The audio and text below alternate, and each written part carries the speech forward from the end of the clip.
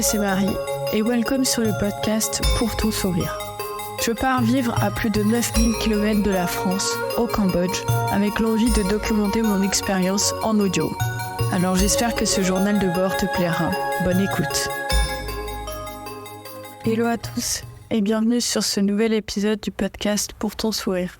Aujourd'hui, j'enregistre depuis Lombok, en Indonésie et plus précisément à Kuta, où je passe mes derniers jours avant de rentrer au Cambodge. Je voulais vous faire cet épisode pour vous donner mes impressions sur ce voyage et aussi vous en dire un peu plus sur les 10 jours que j'ai passés ici. Donc j'ai atterri à Praia directement, j'ai pris un vol du Cambodge qui a fait escale en Malaisie. J'ai atterri le soir, j'ai passé ma première nuit à Mataram et la journée ensuite où j'ai loué un scooter, j'ai visité les alentours, j'ai été visiter le centre islamique qui était très joli, une magnifique mosquée et j'ai longé la côte aussi en direction de Senggigi où j'ai pu apercevoir des belles plages, il y avait des plages de sable noir. J'ai mangé mon premier plat local aussi le midi, c'était excellent. Bonne petite première journée qui s'est terminée relativement tôt parce que vers 3h, j'ai un guide qui venait me chercher pour m'emmener commencer mon excursion pour le volcan Rinjani. Donc en fait, il est venu me récupérer, me déposer dans la ville où tout se passe avant de partir. Donc, j'ai passé une nuit là-bas. C'était pas ma meilleure nuit, sachant que de toute façon, toutes les nuits que j'ai passées en Indonésie n'étaient pas les meilleures non plus parce que l'île Lombok est musulmane, donc il y a la prière à 5h du matin. Forcément, les levées sont un peu tôt. C'est cette nuit-là, j'ai pas super bien dormi. Je pense que j'étais excitée aussi par l'idée de commencer l'ascension. Voilà, c'était pas un environnement habituel, etc. Donc, petite nuit. Et l'excursion a commencé vraiment donc le lendemain matin. On a été récupérer des affaires, des gens aussi, parce qu'on était tous un peu dispatchés dans différentes auberges. Et après, en pick-up, on a fait pratiquement 1 heure de route pour rejoindre l'entrée du... Enfin, non, c'était pas l'entrée du trekking, c'était vraiment un endroit où on récupérait nos billets. Et pour récupérer ces billets, il fallait attester de sa condition physique et passer devant un médecin. Enfin, en gros, ils nous ont pris la tension et la température. Tout ça pour la modique somme de 20 000 roupies indonésiennes. Littéralement, c'était juste pour nous tirer de l'argent et avoir un motif pour le faire, parce qu'ils savaient très bien que sans ce papier, on ne pouvait pas passer. C'est le trafic touristique, on va dire, là-bas. Et donc ensuite, on a présenté nos petits passeports et nos petites têtes qu'on se faisait appeler au micro pour avoir nos tickets. Et là, rebelote, on rentre dans le pick-up pour refaire un bout de route et pour le coup, rejoindre l'entrée du trekking. Et ça a commencé par toute une journée de trek.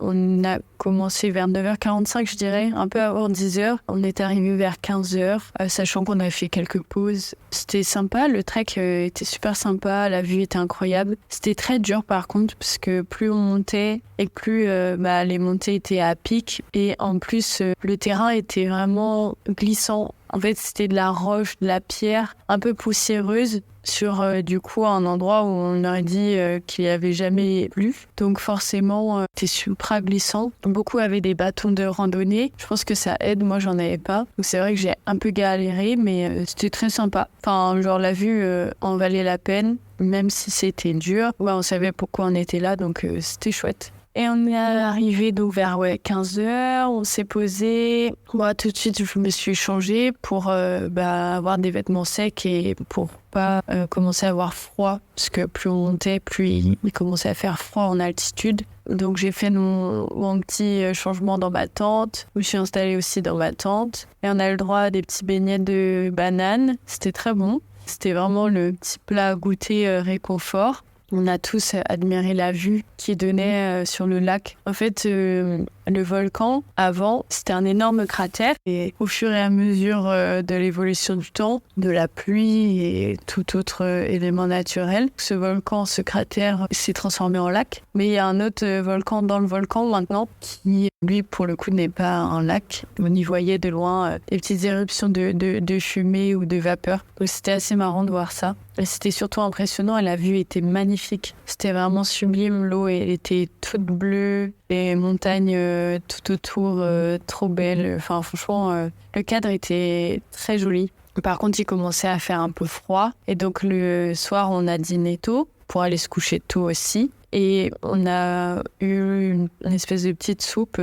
C'était adapté pour le coup, mais ça a refroidi en 2 secondes tellement il faisait froid. Moi, je me suis couchée, j'ai eu du mal à m'endormir. J'étais pas très bien. J'étais un peu angoissée. C'était pas la grande forme.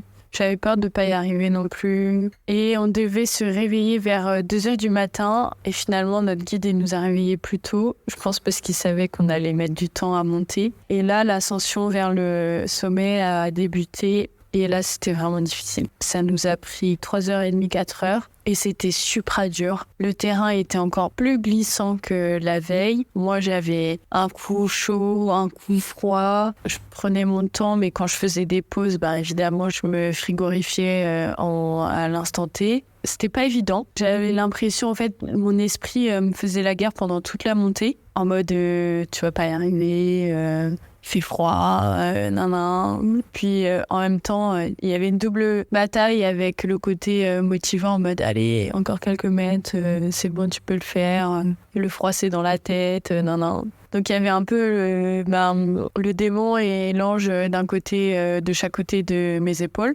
Vraiment, c'est à la toute fin que j'ai cru que j'allais abandonner parce que le froid commençait à terriblement me faire mal aux extrémités, à me décourager aussi moralement, c'était compliqué. Et en fait, j'ai réussi à le faire. Alors par contre, je me suis pas attardée au sommet.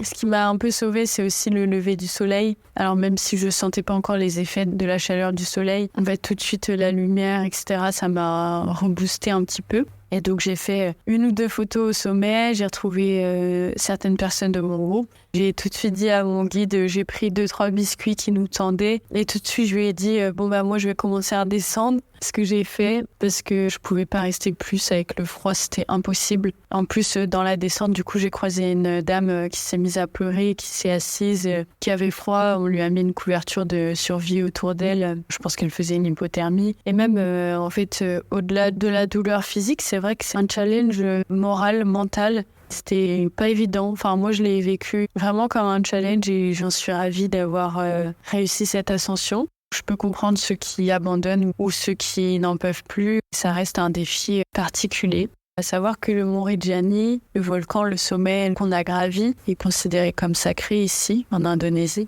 Donc il y a une petite dimension spirituelle aussi. Et la descente, j'ai pas tardé. Par contre, c'est vrai que, comme je disais, c'est un terrain mi-sable poussiéreux, mi-cailloux, etc. Donc, je descendais en glissade. Je suis tombée quelques fois. Rien de grave. C'est vrai que quand je suis arrivée au bout de la descente, même avant d'arriver au bout de la descente, j'étais obligée de défaire mes chaussures pour vider des châteaux de sable entiers de cailloux dans mes chaussures. C'était vraiment pas agréable du tout. En France, avec un caillou, on s'arrête, on râle et on l'enlève et on remet notre chaussure. Là, je peux vous dire qu'il y en avait des milliers de cailloux dans mes chaussures et je continuais à avancer parce que je voulais pas m'arrêter. Je savais que dans la minute, j'allais avoir tout autant de cailloux que ce que j'allais en enlever. On a croisé aussi des singes, pratiquement pas au sommet, mais en haute altitude et je trouvais ça impressionnant de les voir. Après, voilà, on est descendu tranquillement. Moi, j'ai rencontré quelques personnes sur cette ascension avec qui je me suis super bien entendue. Je pense à Jade et Famille, un petit couple germano-canadien qui se sont rencontrés en Australie. Très sympa. Il y a aussi les 2 sœurs allemandes avec qui j'ai trekké sur l'aller et le retour. Parce que donc, Rinjani, il y a la possibilité de le faire en 2 jours. Enfin, du coup, 2 jours, 1 nuit ou 3 jours et 2 nuits. Moi, j'avais opté pour la solution la plus rapide parce que je voulais profiter de mes jours de congé. Les 2 Allemandes l'ont fait comme moi. Et par contre, les autres de mon groupe ont fait l'option 3 jours. Sur toute la partie 2 jours, on était en même temps. On a fait la montée ensemble du sommet. Enfin, tout était pareil. C'est juste que nous, le 2e jour, donc après la montée du sommet, on redescendait tout. Alors que eux, ils repartaient trekker un petit peu, voir des cascades, ce genre de choses. Même si la descente était relativement difficile aussi à cause des glissades. Enfin, j'avais peur de me blesser sur la descente. C'était vraiment dangereux. Je suis contente de l'avoir fait seulement en 2 jours parce que déjà, ça m'aurait pas laissé beaucoup de temps pour mes vacances. Ça m'a suffi 2 jours. C'était assez intense comme ça pour ne pas continuer. Même niveau hygiène, propreté, besoin de confort, etc. 2 jours, c'était bien. 3, j'aurais pu le faire, mais pas dans ces conditions-là. Je préférais profiter de mes vacances. Après cette petite aventure, moi je me suis orientée vers les Gillies. Les Gillies sont des petites îles à côté de Lombok. J'ai pas dormi sur les îles, même si c'est possible, mais j'en ai profité pour passer une journée d'excursion snorkeling sur les Gillies. C'était très sympa. Sauf la partie snorkeling où il y a des statues immergées. En fait, là, il y avait un nombre incompté de touristes. Ça se donnait des coups de palme. Enfin, c'était vraiment la cohue, enfin, l'attraction touristique. Moi, j'ai vraiment pas aimé ça. Mais par contre, après, on a été sur un autre spot pour aller voir des tortues. Et là, c'était magique. C'était la première fois que je voyais des tortues de mer. Elles étaient trop belles avec leur petite tête là. Vraiment, j'avais l'impression de me croire dans le monde de Nemo. C'était trop stylé. J'ai adoré. Et après, on a été dans un autre spot pour voir plus les coraux, les poissons. Et ça, j'ai beaucoup aimé aussi. Les Gillies sont très belles. Je pense que ça vaut le coup quand tu restes un peu longtemps de rester quelques nuits là-bas. Mais moi, j'avais pas cette envie-là. Et puis, je suis contente parce que l'hostel dans lequel j'étais, même s'il n'y avait pas l'eau chaude et qu'après Reggiani, j'avais envie de crever quand j'ai pris ma douche froide, était vraiment très bien. J'ai bien mangé là-bas. Le lit était confortable. Voilà, c'était assez sympa. Et le lieu aussi, le cadre très chouette.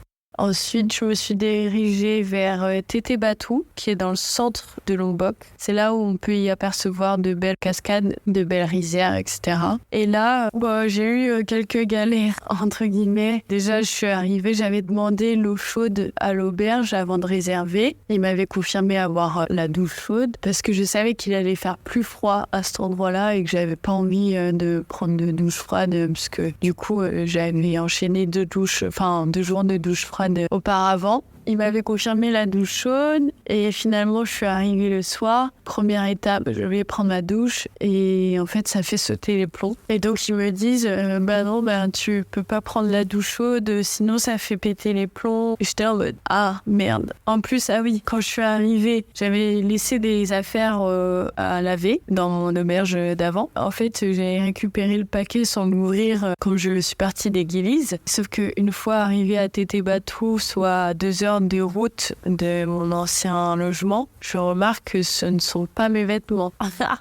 Et en plus, je remarque que j'ai hérité de 2 slips, un t-shirt, 2 serviettes, des trucs qui me servent pas du tout, quoi. Donc j'étais un peu embêtée, surtout vis-à-vis des slips, parce que c'est pas trop mon style. Donc j'étais un peu embêtée, surtout que c'était pas du tout mes affaires et que moi, ce que j'avais laissé, je comptais bien le récupérer. Donc ça, plus la douche froide, etc., c'était pas non plus les meilleures conditions. J'étais pas la plus ravie à ce moment-là. Je suis allée me coucher assez rapidement. J'ai regardé mon épisode de Drag Race France, saison 3. Je me suis levée tôt le lendemain matin et là, j'ai vraiment pris une claque dans le sens où c'était magnifique. Les rizières étaient vraiment en face de mon logement. C'était très, très beau comparé à la nuit de l'enfer que j'avais passée avec des bruits d'animaux au-dessus de mon toit. Le taxi avait pas réussi à trouver l'auberge. Et en fait, le lendemain matin, ça m'a tout de suite requinqué. Par contre, ils essayent de te refourguer des guides locaux pour aller faire des balades. Et moi, j'avais pas envie. J'avais envie d'être en autonomie. Surtout quand je suis dans la nature comme ça,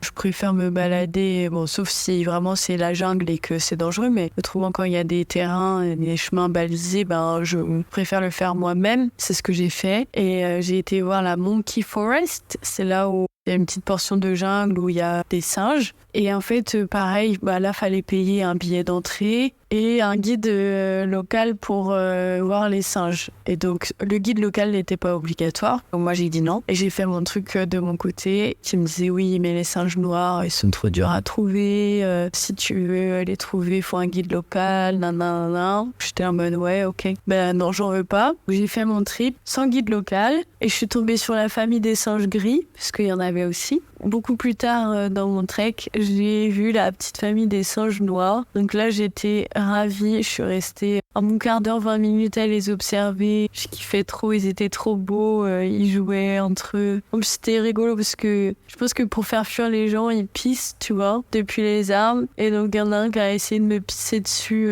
J'étais en mode ok, j'ai compris le message. C'était assez marrant de les voir évoluer dans un environnement naturel, même si sur le chemin, il y avait quand même pas mal de motos, enfin de gens qui passaient à moto. Pas exactement là où il y avait les singes, mais il y avait une espèce de chemin principal où des gens passaient en moto. Donc j'étais là en mode bon, pas ouf pour eux quoi. Mais voilà, c'était très chouette. En plus, petite fierté de les avoir trouvés moi-même. J'ai juste suivi les petites traces et je suis tombée dessus et voilà, j'étais trop contente. Et après ça, j'ai continué ma balade et j'ai atterri à un moment pas loin d'une cascade. Et là, on m'a dit, ouais, faut payer là-bas. Donc j'ai dit, non, la flemme. Donc j'ai fait demi-tour. Surtout que sur Internet, d'après les photos, la cascade, elle valait pas de l'argent, quoi, tu vois.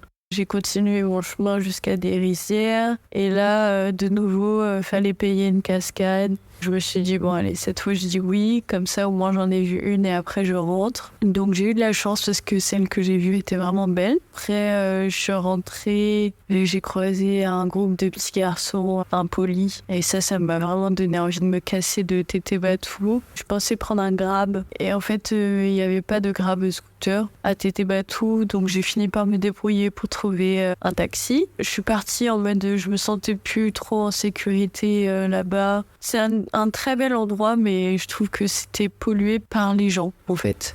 Et donc, j'ai rejoint Kuta ensuite. Et là, depuis quelques jours, je suis à Kuta pour le surf, pour le soleil. Et ça se passe très bien. J'apprécie. En plus, j'avais fait le choix de prendre 2 belles nuits d'hôtel avant de rentrer. Il y avait piscine, clim, eau chaude, machin. Donc, j'ai kiffé de ouf. Trop bien. J'ai surtout pris des petites leçons de surf qui m'ont fait hyper kiffer. Tu vois, j'ai surfé l'année dernière, donc je n'étais pas à 100% débutante. Et l'année dernière, en l'espace de 5 leçons, j'étais déjà sur les hardboards toute petite. Et là, j'ai recommencé sur la soft pour reprendre les bases. Et tout de suite, nickel, j'ai pris toutes mes vagues, aucun souci. Donc aujourd'hui, on est passé sur la hardboard, mais une assez grande.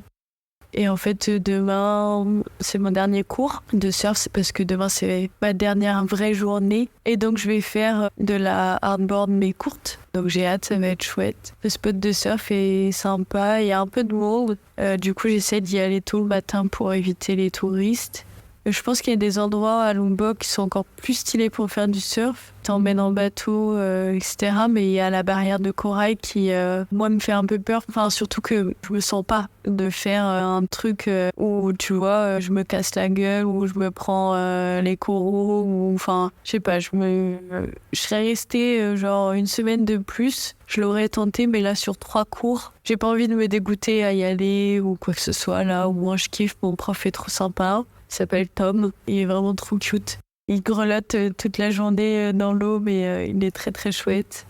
Et voilà pour ce qu'il en est de mon voyage, en tout cas du périple. Maintenant, sur ce que j'ai aimé et moins aimé. Alors, ce que j'ai pas aimé, c'est la prière le matin. Forcément, ça réveille tous les matins à 5h du sbar, ce qui n'est pas agréable. À Lombok, je me suis pas sentie safe à 100% partout. Aussi, ce que j'aime pas trop, c'est je trouve que l'accueil des Indonésiens ici est pas incroyable. Enfin, genre par rapport aux Cambodgiens, par exemple. Il faut tout payer et ça, c'est un truc de malade. Genre, vraiment, c'est traquenard à touristes, quoi. Genre, c'est vraiment catastrophique. Et autrement, dans les points positifs, c'est que c'est vachement beau. Enfin, franchement... L'Indonésie, c'est super beau, c'est vallonné, les plages, elles sont magnifiques, l'eau, elle est bleue, super claire. La nourriture est pas trop mal. Franchement, les plats indo que j'ai mangés jusqu'à présent étaient assez bons. J'ai mangé pas mal de bœuf, super bon à chaque fois. C'est des vacances qui coûtent pas une fortune, même si tu dois tout payer ici. Si je dois dire un truc qui m'a vraiment beaucoup plu, forcément l'ascension, même si c'était très très difficile. C'est un challenge réussi, donc ça m'a rendu fière. Et autrement, Kuta, j'aime beaucoup, surtout pour le surf. Et c'est vrai qu'il y a des spots de plongée, je pense aussi, qui sont vraiment très très chouettes. Malheureusement, ce que j'ai pas aimé, du coup, c'est Tété Bâton. Même si l'endroit était très très beau, très vert, très nature, je trouve que ça a été vraiment entaché par que tout soit payant et par l'accueil des gens, quoi. Mais en dehors de ça, ça reste un très beau voyage. Je suis contente de l'avoir fait et d'avoir passé mes derniers jours à Kuta où je peux me reposer et profiter du soleil et de la plage. Bon, si jamais vous avez des questions sur Lombok, il faut pas hésiter à me demander via la page Instagram pour ton sourire le podcast. Et autrement, j'espère que ce petit épisode vous aura plu. Et je vous dis à bientôt. À bientôt. D'accord.